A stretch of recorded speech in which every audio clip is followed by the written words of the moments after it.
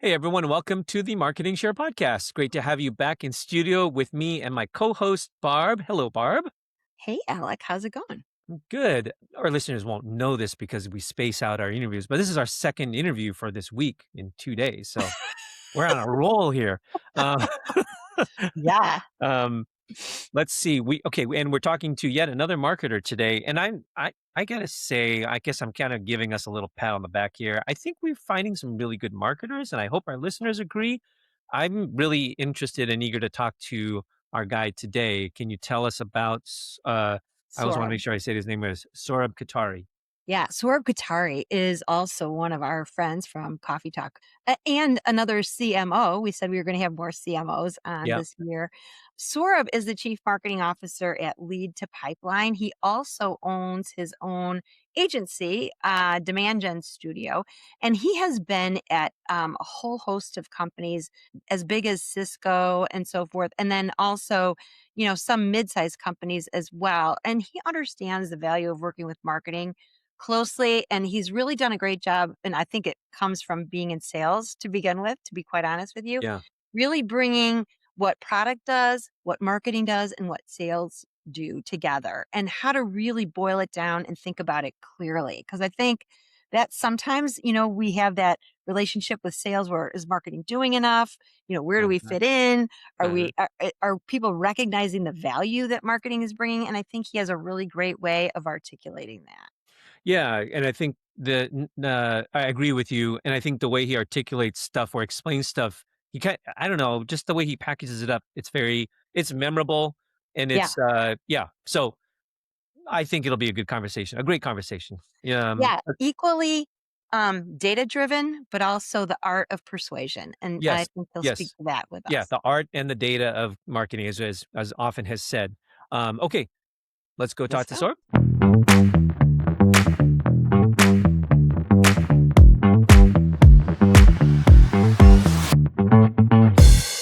Hey, welcome to the Marketing Share podcast. Hey, Alec, how's it going? Hey, Barb, I'm good, and we're welcoming our guest today, Saurabh Kothari. Hi, everybody. Thanks for having me. Yeah. Thanks for joining us on the show. Saurabh's got this cool shirt, and I'm sure we'll hear all about it because, it's probably like about his company, right? Because it's very understated, right? So I'm sure Fully we'll hear on all brand. about Yeah. We know the marketing thing, right? It's the color. You're trying to catch attention. It's it. working. Yeah. But we work with Saurabh in a couple of different angles again, right? Coffee Talk is one of our Yeah. angles that we know Saurabh through, and I'm working with him on a separate project, which is kind of fun. But I guess I was really interested here because Saurabh, you had this like great career. You've been at huge brands like Cisco and so forth. My husband used to follow that business because he was all over Alcatel Lucent, and they were all into it as well, right? And then now you have Lead to Pipeline and everything. I was kind of like, tell us a little bit about your career journey and how you ended here and how you show up and what made some of those choices happen. Wow. So yeah, how much time do we have? Let me see if I can summarize this, right? Because This is I'm like I'm an interview old now. question. Can Yeah. Tell me about yourself, but you have to do it in whatever 2 minutes or whatever. I'll try. I'll try for 2 minutes out. Let's do it, right? Like, I'm old now, right? When I was young, things looked different. But Yeah. so I'll start right at the beginning. I started my entire career has been in B2B. I've never Yeah. worked in B2C. It's been in B2B. I started out in sales in B2B at Hmm. 16, and I Wow. had to sort of hide. 16. Yeah, I had to hide my age in the beginning because people didn't want to buy hundreds of thousands of dollars worth of stuff from a teenager. But jokes aside, by 18, I was actually the leading rep on the team I was on. And then I switched companies and I was the leading rep there too. So I was like, okay, I get sales. And I made a very sort of strange decision for most salespeople, which is, well, if I can really sell, I could probably sell anything, then I should really choose what I want to sell. And that was my introduction and my shift over to marketing. I wanted to be a really, really good storyteller and Mm, not just build sales, but build brands, mm. right? And so then I've been in marketing now, B2B marketing for 30 years. And I shifted to New York. I grew up in Hong Kong. That's where I'm from originally. And I shifted to New York, worked on at Merrill Lynch. So I was on Wall Street at the world's largest brokerage, introduced webinars and webcasting and the demand gen just fever we created with that, Mm. right? At a very large scale, quit Wall Street to go to film school. So I went to LA, saved my money, Interesting. My friends advised me against getting a degree in film because I'm apparently very business oriented. So my degree is actually in economics from San Francisco State University. Okay. And Okay. soon as I bounced out of university, I was on 24, which went public and then now got bought by Cvent. Uh, From On24, I went to Cisco, where a company that acquires a company every quarter routinely acquires companies, right? Um, and then from Cisco, I went to launch my own agency, but a friend of mine nabbed me up at Signified, which is now a unicorn. They're valued at, I think, over 3 billion in the fraud prevention space for e-commerce. And that's okay. where I was the second in charge for marketing there. And we grew tremendously. Then I finally got to launch my own company. And now I have my own agency, but I'm also CMO at Lead to Pipeline. And I should just round us out by what you said, Barb. Lead to Pipeline is a buyer database. We work for the largest tech brands, and I run marketing there. So I work with the largest tech brands in the world, advising them on their campaigns. Ah. Got it. Got it. But in your demand gen business or your agency business, you also probably service businesses of all size. Yes. So Imagine Studio, my own agency, is Yeah. focused on mid-sized companies and smaller teams. So to your point, we end up working with very small marketing teams within larger organizations. And we Mm, normally help them with content and demand gen, as the name suggests. But we also work with a lot of mid-sized companies where they don't have enough marketers. So we fill in, we're the extension of that marketing team, however they need until they can grow their own team. Mm. mm. I think that's such a smart business model because, A, there's so many aspects of marketing right now. And you have to be, remember, we always said you have to be a Swiss Army knife in marketing. And yet, when you're a small company, right, you only have room for maybe a head count or two or three. And you're trying to do all these, initiatives, right? It's kind of tough. Yep. Mm. Well, so I don't know if you had something else to say there, but one thing you mentioned was I was going to tap into that a little bit, but I don't know if you had anything else to add to that. No, I was just going to say that that's why Demand Gen Studio, my own agency, has grown so fast. We Mm. doubled, then doubled again, is because the demand from marketers, when they find someone they can trust and they have the design, they have the copywriting, they have the web, they have the social, they have the paid.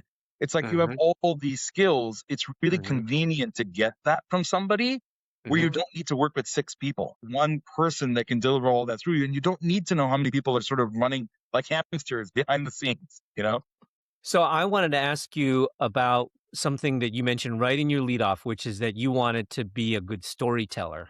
Because I think that sometimes in our fast paced world, and now you've got AI and everything, I think sometimes, and I'm saying this even for myself, right? I lose sight of the fact that as marketers, we are trying to tell stories because stories is what really engage.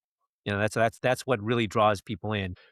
Can you share your thoughts or your perspective on the role and how you utilize storytelling in demand gen?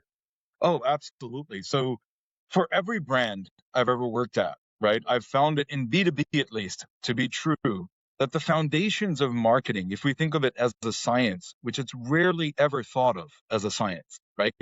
But the two sciences that marketing stands on are social sciences. One is psychology, the other is economics, Mm, right? And oftentimes you have to get to a certain level in a company as a marketer before your use of economics starts to play out, because you really need to understand pricing. You really need to understand finance and buying mhm, cycles, right? You need mhm, to understand market movements when mhm, entire countries or industries are collapsing or they're contracting. This is something marketers at a certain level should be keeping a very close eye on. That's mhm, the numbers side of it, right? The psychology, which is where most of the focus of marketing is now, right? mhm, Is what I think is important in order to do what marketing does, which is persuade, mhm, right? If you cannot understand the psychology of your buyer, the mhm, psychology of your partners, or even the psychology of your competitors, you mhm. can't succeed in marketing. You can't just do the work and put it out. It will never be good enough. Yeah. That's why I actually got into marketing to begin with because I was fascinated with the science and the art of persuasion, right? And how people make decisions and what sways them and what influences them, right? You've heard a million times, "Oh, I'm not really influenced by marketing." Yet, the kind of shirt I wear, the kind of card, I'm drinking a Coke, So, I mean, people almost are in denial in it themselves, right? Yeah. Barb, I think the best marketing is the one you're not aware of. Yeah. Yeah. Yeah. Yeah. The one that's so subtle. Yeah, let's talk about and we're all under the needle for demand gen, right? I Mhm. mean, the push to deliver more pipeline and deliver more revenue and ROI is, forefront for marketers. So what's working right now? What strategies are you seeing fruitful in that area in the whole demand gen scene? Well, I think it's amazing we made it this far into this conversation without mentioning AI. So I'm just going to just knock that right out the gate, right? What changes with artificial intelligence? And again, I think you guys know this, but your listeners may not. I'm a nerd. I'm really a geek. When I decided to learn about AI, I didn't just like pick up a book. I got a certificate from MIT, right, on what AI is, how you use it for actual, product development. So when we look at what is used in marketing, it's mostly machine learning, mostly what we're doing. And then the other side, which is now available through platforms, right, is predictive language or large language models, right? LLMs. Mhm. So from an AI perspective, what has shifted in demand gen is that anything that can be calculated, which can therefore then over a time series be predicted, is going to be relegated more and more over to AI.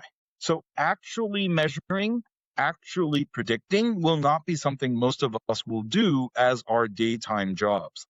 Mhm. The important decision is to tell the machine what is worth measuring and what needs to be predicting. Mhm. And that, I think, is where marketing and demand gen has the greatest opportunity. If you're in a demand gen function or you need to generate pipeline or sales for your company, even if you're not in marketing, if you're in sales or you're a founder, right? Mm. I think it's very important to remember that you control what gets measured and you control what you predict or decide on with that data.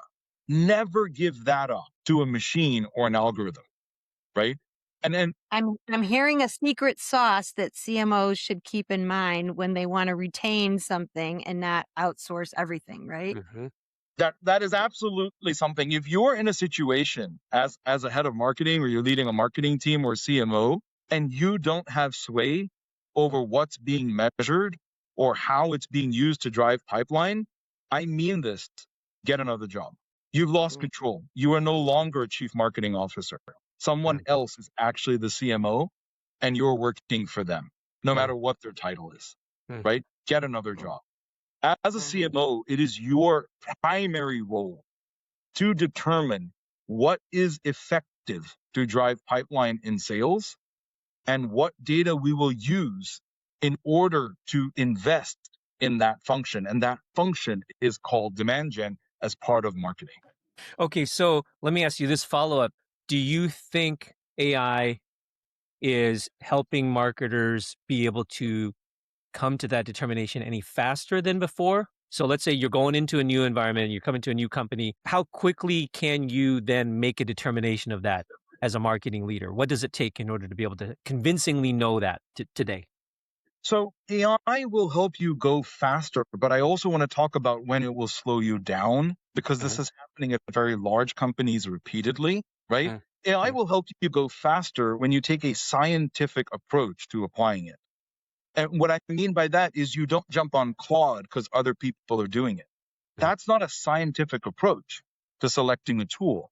Mhm. But someone else using it has nothing to do with your company or your customer, right? Or your sales team. So when you take a scientific approach, you're willing to see the outcomes for what they are. We're going to try something, we're going to run an experiment, and based on the experiment, we're going to accept the results, and then we're going to experiment based on that result.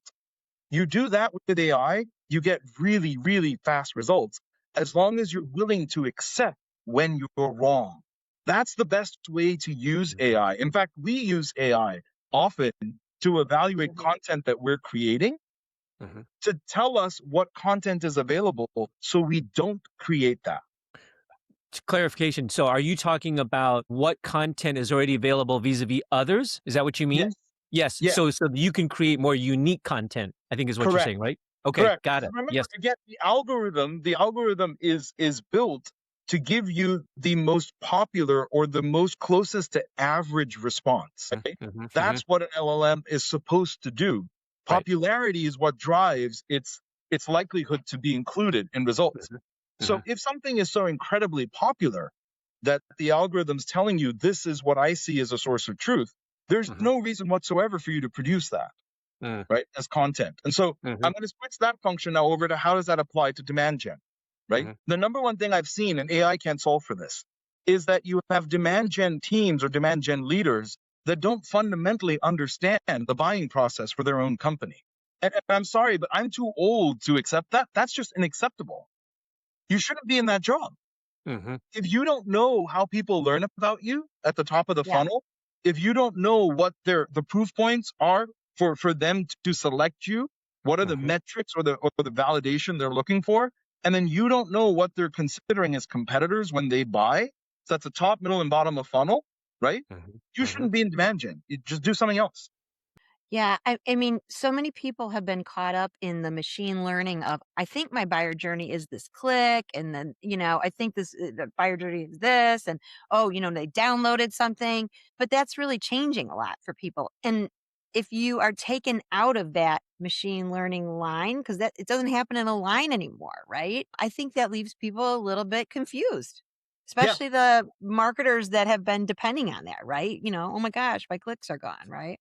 exactly. And then again, if you're going to move fast and you're going to be accountable to sales, right? Sales is an unforgiving profession. There are no second chances in sales, Mhm. right? You miss a month, you get another month. You miss that month, you Mhm. miss the quarter. You miss a quarter, you're on a pip, Mhm. right? That's Mhm. how it works. In 6 months, you've left the company. Mhm. So it doesn't matter what your marketer thought.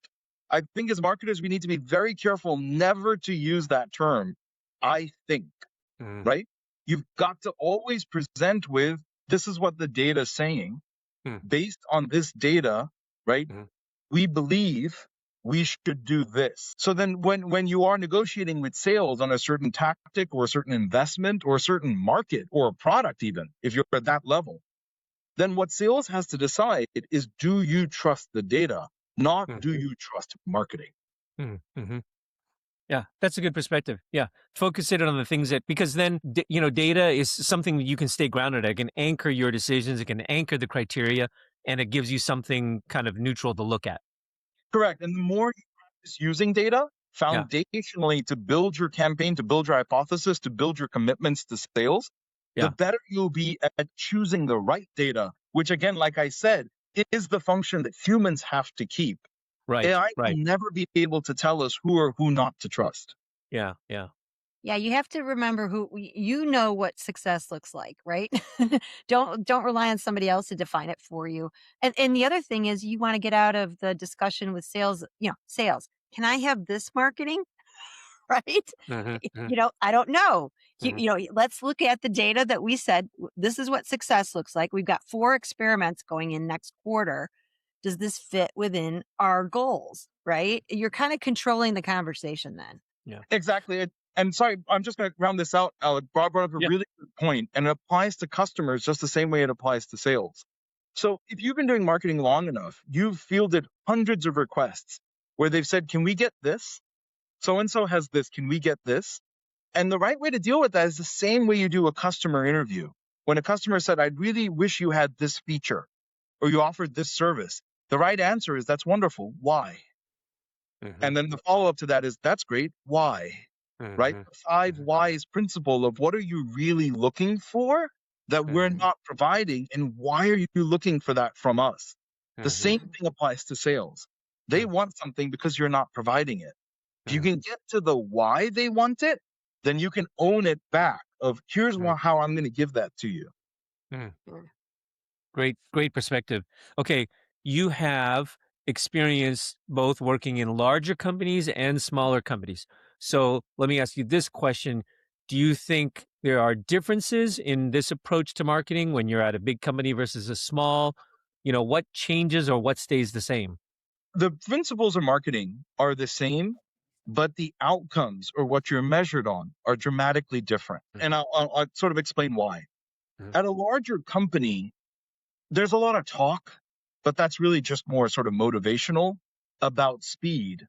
But what larger enterprise companies care about is less speed than they care about reliability. Mm, When you're large, it's your market to lose. It's mhm, your client to lose. So being quick doesn't reward you as much as being right, right? So you've got to be reliable when you're mhm, in marketing at a larger organization.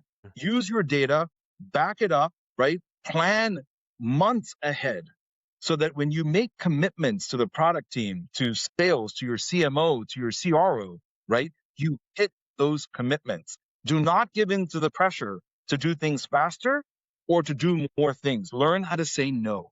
mm, That's the key to being successful at larger marketing teams, right? mhm, mhm. At a smaller organization, you can risk being less reliable because being right isn't as valuable as getting a result.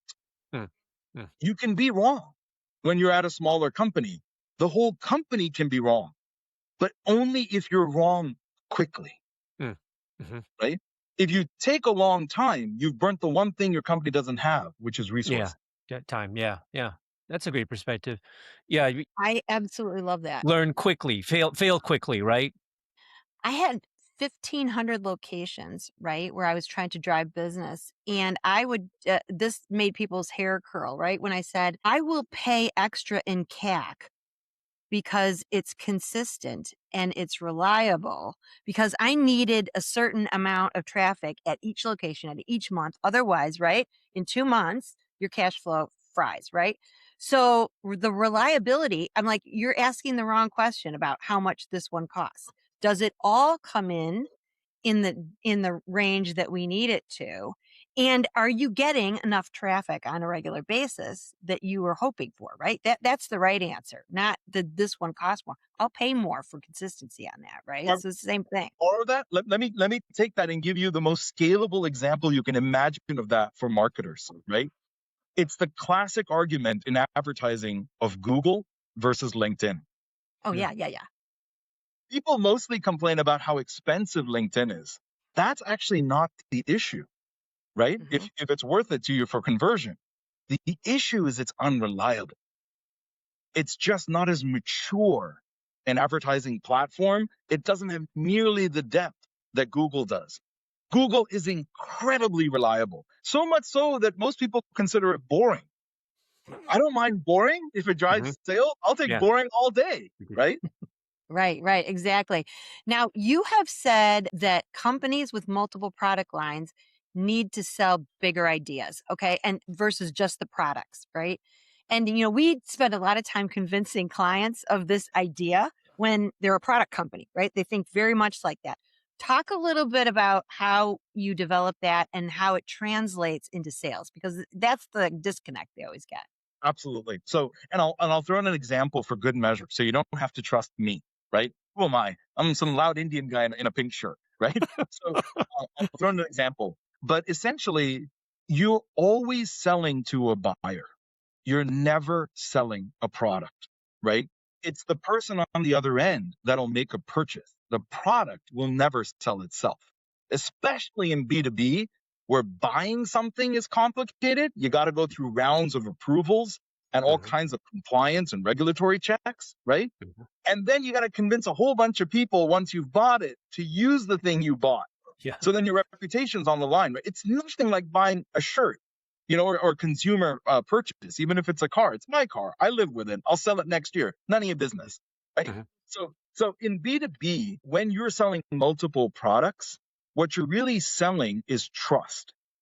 What you're hoping someone will buy. The way you got to being a multi-product company is that you had a core customer for a core product, and they trusted you enough that you could either acquire or build a complementary product. Then you did that again and again and mhm, again mhm, until you mhm, had about 8 to 12 lines of products. And at mhm, Cisco, each one was a billion, right? mhm, We had so many that were successful, but they all started with the need to be connected, right? mhm, So when the buyer trusts you for one product, you can come at them for just earning that trust on that product capability.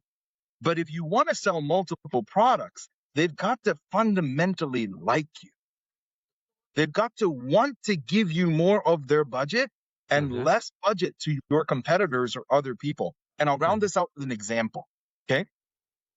Intuit, known around the world for QuickBooks. Most QuickBooks customers don't have never spoken to a sales rep because the product is completely accessible. I start using it. It's a classic freemium. And if I'm an accountant, I have a checklist of what I need my accounting software to do. I'm an accountant, right? That's what I do, right?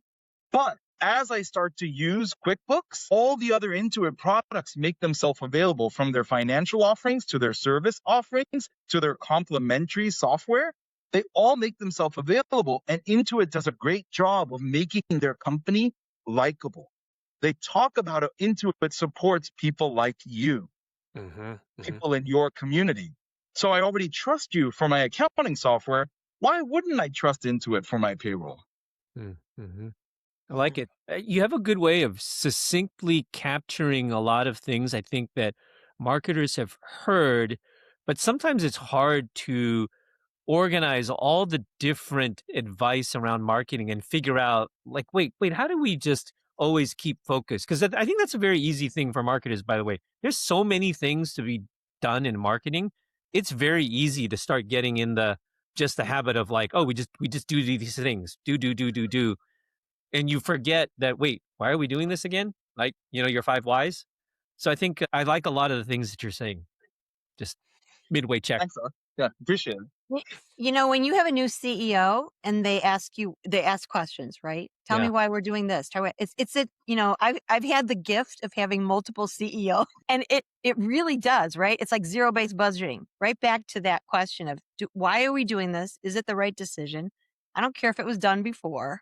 Let's keep asking that question," right? Yeah. Yeah, I will say this for marketers that struggle with focus, and this is going to sound brutal, guys, but it's really good advice I got early on, and it came Mm, from sales, right? mm, When you start your day, remember how much money you're pulling from the company today.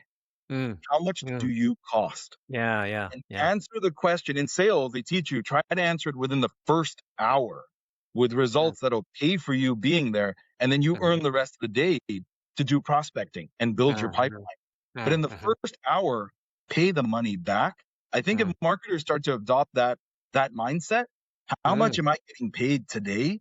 And how am I going to return that money to this company? I think a lot of the distractions would fall away. mm. That's a good one. That's a good one. Okay, let's ask you a question about content, because I think you have a perspective also on kind of like you're building pipe, but there's also content. Marketers are responsible for the content that helps drive and brings in pipeline. So, what kind of content are you finding is most effective these days? So with all the digital channels available to us, right? Uh-huh. Business is being Mhm. conducted on text, on WhatsApp now, Yep. right? Yep. Outside of LinkedIn messages. I mean, Yep. email is still a foundation, but it's way behind. And Hmm. people are still calling and leaving voicemails for each other, and it's very effective. So with all the different channels, right, that are being used, I think what people really, really resonate with when it comes to content is two things. One is credibility. Lead with trust.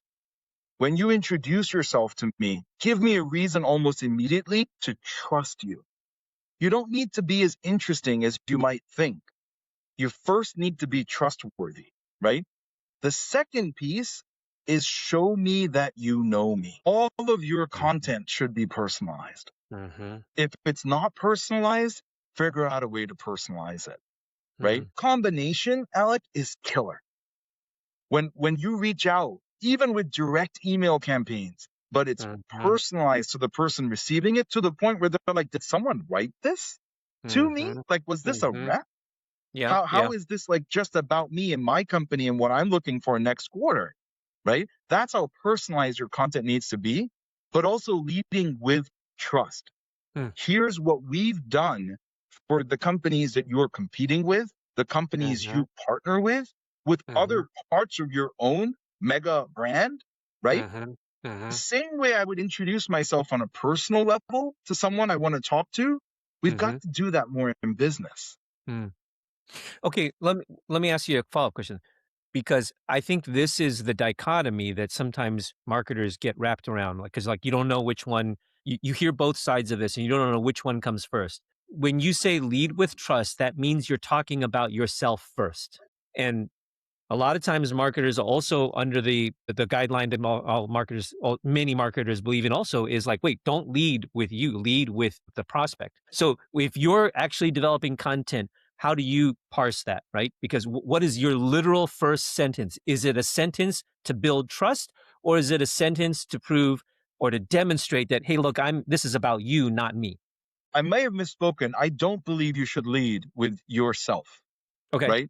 I think Yep. you have to lead with trust, but building trust with people Mhm. comes in showing them that they are valuable to you. It comes with respect, Okay. Okay. right? So, Yep. for example, and we teach this even in prospecting, beyond marketing, even in sales, we teach this. Eliminate I from your entire email. Rewrite it so that you never use the pronoun I. Now rewrite it so you never use we. And Mhm. you've immediately changed how you have to position. You have to talk about the other person. Mhm. And if Yeah. you Yeah. can't, you Yeah. have to talk about their situation or the market at Yeah. least. Yeah. Right. Okay. So Yeah. that's what I meant it's not just trust purely on trust me, but a Mhm. relationship. So we've got to have respect. I've got to Right. reach out to Alec in your role as a blah, blah, blah. Right. Mhm. You're Mhm. likely dealing with this. Yep. Immediately hit them with a staff. Yep. Yep. Okay, you got my interest. I didn't know that staff, Yeah. right? Yeah. Yep. Yep. Yeah, it goes back to show me that you know me, That's right. right? Yep. Or show, I mean, that's your other comment, which I love too, right? Yep. Why should I listen to you? What's the Mhm. first sentence that I Mhm. should be that is relevant to me as a buyer, right? Mhm. Or Mhm. me, Mhm. what I need to know about. Talk about so buyer journey is our next topic, which is in B2B, right? Everybody's always looking at, what does the buyer journey look like? And honestly, right? It's not the oh, download this, click on this. Now it's getting really interesting, right? With communities, with people looking for information differently. And of course, AI, I'm going to bring it up again. When I'm looking and answering a question via an LLM, I may not need to speak with a sales rep. So, what does the new buyer journey look like for people? Is there one, or how do we talk about it? So the buyer journey actually, if you think about it, fundamentally changed in 2008 when the iPhone came out. Because what we introduced was search at fingertips. Before that, Google, right, was a computer-based process. You could search for things, but you had to be at a laptop or a Mhm. desktop. Mhm. By eliminating, right, the keyboard and allowing you to just search, Apple drove a ton of adoption around if I have a need, and all B2B buying is need based. Doesn't matter what Mhm. your budget or your authority or your timing is, it Mhm. has to be a need, right? Mhm. That'll drive it. So from 2008, it's been now, 18 years. We've been having a buying process that starts with questions. It starts with search, right? So I would say the buyer journey really has to be built from there. Why would someone be looking for a solution that we offer? Once we know why they're looking, what determines their buying window, right? Then we look at how does the traffic sway when someone searches for that thing? Where do they tend to trust their attention? Does it go to media sites or publications, right? Mhm. Or does it go towards videos from experts, right? Or does it go towards the biggest brands in the industries, right? Where does the trust go? Follow the trust and you'll find the money. Mhm. Mhm. Does that make sense? That's how I think Yeah. about buying journeys, is entirely from an individual perspective of a person from the first time they thought, hey, what is there? That's when the buying journey started. Mhm. Mm-hmm. Mm-hmm. So I think I'm going to Go ahead. paraphrase what you're saying. You're saying that the entire buying journey should be looked at from the lens of what is the path to building trust. I think that's kind of how I heard it, right? And Correct. that might look a little different, but the common thing of any buyer journey is that it is hopefully the shortest path that they can take in order to feel like, okay, I feel confident and trustworthy in this decision I'm about to make. Correct. Because, and again, I think this is part of where the psychology part of the science is important, Yeah. right? Mm. Yeah. We tend to, as B2B marketers, we tend to think about the reason someone is looking for a solution is because they don't have one available. That's Mhm. not normally the case. They're looking for a solution because they have one that's unreliable. Yeah, yeah, Yeah. yeah, right? So yep, what you're going to win with is reliability. yep, yep. Let's come back to talking about AI because this is just an unavoidable topic as a marketer and just in general these days. It's an unavoidable topic. What parts of marketing do you think AI will actually commoditize? I think the parts that'll be commoditized already have been. Okay. And what I would say with that is the parts of marketing that are furthest from your existing customers. Hmm. The thing that AI will commoditize last, if I may answer a little differently, Alec, Sure. Yeah. Yeah. Yeah. are the parts of marketing that are the highest value things we do for existing customers. Because those are experiences where there's no room for error. I'll give you an example. You Mm-hmm. won't be using AI to determine the agenda for your user conference or Mm-hmm. customer dinner Mm-hmm. anytime soon. You do that, you're dead, Mm-hmm. right? Mm-hmm. And also, there's no need for it. Mm-hmm. As a human, you can process all the information you need to cater that right experience and make sure Mm-hmm. people love you for it, right? Mm-hmm. Mm-hmm. So the Mm-hmm. further you get from the customer, the more we think about prospecting, right? Mm-hmm. The Mm-hmm. lower the risk for error, the higher the usage of AI. Mm-hmm. And so, Okay. as an Yeah. example, AI nurturing sequences, right? You've seen them, the Yep. messaging sequences. Yep. Yep. Yeah. Tons of companies and investments being made because these Yeah. are people you're reaching out to that don't know you. So the risk Yeah. is low that Yeah. it won't bite. Yeah. From a demand gen standpoint, right? So if you're the demand gen company and you're actually trying to build top of funnel, right? You may utilize AI. I mean, I find this visceral notion that, some people don't like, yeah, AI is cheating and, all these, I find it kind of interesting. It's like utilize it if you can. And for sure, top of funnel, for sure, even video to tell people a few things that they didn't know, right? Or answer some questions on your product. Why wouldn't you do that? Is Oh that yeah, what you are kind of incorporating in some of your demand gen work? yeah. I don't understand that notion at all. That we won't Yeah. use AI. I mean, if they're ethical boundaries, right? If you don't want to use avatars because you want to make sure, for whatever reason, you have personal reasons that actors are always getting paid, or you believe that, then don't use avatars. But why would Yeah. you throw out the baby with the bathwater? Why does that mean the AI category is wrong, right? If you're if you're in a self-driving car, Right. you're blessed to have AI making sure you never physically hit anything, Yeah. Yeah. Yeah. right? Yeah. So so anyway, I would just say that I know we're short on time here. I'll wrap up with, I think, where we started, right? In that if you'd like to have a great career in marketing, Mm-hmm. right? Keep hold true to what your job as a marketer is. What sales cannot do, what product cannot do, right? Do that. And every day remind yourself that you have a tiny goal to achieve doing that and Mm-hmm. stay focused. I Yeah. love that. That's a great close. I like that advice. Keep your eye on that ball down and say, don't get so focused on the now. Keep your eye on where you're going. Great Great. advice. Great. Saurabh, if they want to if our listeners want to get in touch with you, hear more, and maybe even talk with you about your company, how can they find you? So this is one thing I think we didn't share. Barb knows this. I actively mentor marketers now. I'm at that age where I need to give back. A Mm-hmm. lot of people invested in me. And Mm-hmm. the other ridiculous thing is my dad intentionally misspelled my name. So if you Google Saurabh Kothari the way it's spelled, I'm the Yeah. whole first page. So you'll find me on LinkedIn. You'll Oh, find my number on my company website. You'll find my email for lead to pipeline. It's really easy to reach out, and you're okay. always welcome to do that. I'm here to help now. Oh, that's love Great. it. So great having you on. Oh my gosh. We'll see you later. Thanks so much, Thanks. Saurabh. Thank you guys.